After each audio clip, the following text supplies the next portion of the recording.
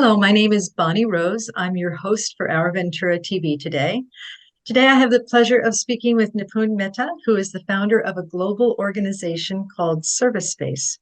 And Nipun is going to speak with us about kindness. Welcome, Nipun. Happy to be here. Thank you. Thank you. So, Nipun, let's just jump right in. It seems like your life path has been pretty much about the practice of kindness. So, how did this path start for you? I think I just saw a lot of people struggling, and maybe even before I saw a lot of people struggling, I was probably struggling myself. You're dissatisfied, you're constantly trying to get someplace other than where you are.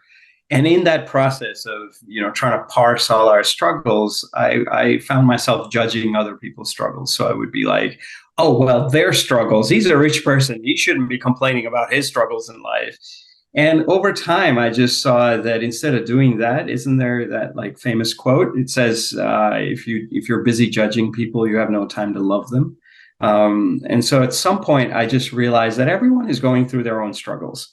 And instead of like judging them and trying to fix even their solutions, just be there with them. And I think that was a source of kindness for me, is to just accept things as they are, to soften your gaze a little bit. And what I realized is that as I did that with other people, I did that with myself. And the more I practiced it, the more I wanted to practice it. And so the kinder it's like smiling, right? You smile, the more you smile, the more you want to smile. And so the Yeah, more I practice kindness, the more I wanted to be more kind. yeah. Well, it gets contagious, doesn't it? Right? Absolutely. Yeah. So you mentioned this briefly already, but as the giver of kindness, what are some of the benefits that you've experienced?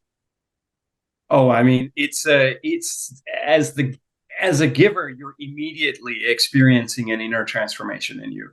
Hmm. Immediately, something inside you change. Usually we look at kindness and we look at the external ripple effect, but I think there's an internal ripple effect that happens. There's a guy at Harvard. He did this interesting study. He says, if I give you money, you go and you have two choices: go to a mall and buy yourself something, or give it to a stranger. And even those who were skeptical, when you give to a stranger, your body releases all these endorphins and dopamine and serotonin, and it feels like you've just had 2,000 chocolate bars, right? As they say. So I think it's very powerful to notice that actually the biggest recipient of your kindness is probably yourself, and it's immediate. Now, Mm. I think we sometimes mistake it. We give oranges and we might get apples back. And if we don't have the refined awareness to notice the apples, we would be like, well, I just gave to this person.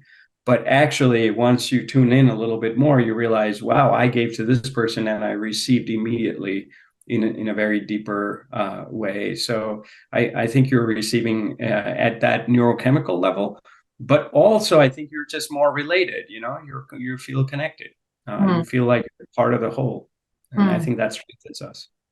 And do you see that also? We talked a little bit about the internal benefits, but do you see that as part of the external benefits that it creates interconnectivity and whatnot? I think collectively what happens is that if I'm feeling related to you and you're feeling related to your neighbor and we're all feeling related together, and it's not just that we are connected, it's that you can be connected in so many different ways. Like, what is your organizing principle for being connected? You could be connected for profit. You could be connected for protest. But if we are connected for in love, there's actually a profound murmuration, kind of a collective effect, a multiplier effect, an exponential effect. So it's not just that I'm receiving value, I feel connected to you, but if the organizing principle between us is kindness, and the organizing principle between you connecting with your neighbor is kindness, and if we're all doing that, no matter how big or small that circle is, the collective potential of that circle is incredibly high, because I think this is backed by nature. Um, and so I think that's really that's the world I want to see. And so I think it starts with me being kind. One Yeah, more reason to be kind. there you go. Yeah, it sounds like you're saying that kindness can change the world. In fact, I would go even further. I would say kindness is probably the only thing that can change the world because meanness Uh, definitely can't, no, you know. no, meanness is not working. Thank It's you. Yeah, yeah. What if you do an act of kindness and it is not received? Like they don't, the person is upset that you've done an act of kindness for them, or it's not received well. What do you say about that? I think it happens all the time. I remember giving something one time, like some sweets to this guy who was on the streets, and I was in a car, and he took my sweets and he threw it on the ground. And I was so hurt. I was like, "Oh my God, like I just gave you something I really cherish and you just threw it away." And as I sat with it, I realized that, oh, well, maybe the sweets are meant for the ants on the ground who will be benefiting from it. And then I sat with it a little further and I realized, well, it was actually not something I had bought. Somebody had given it to me.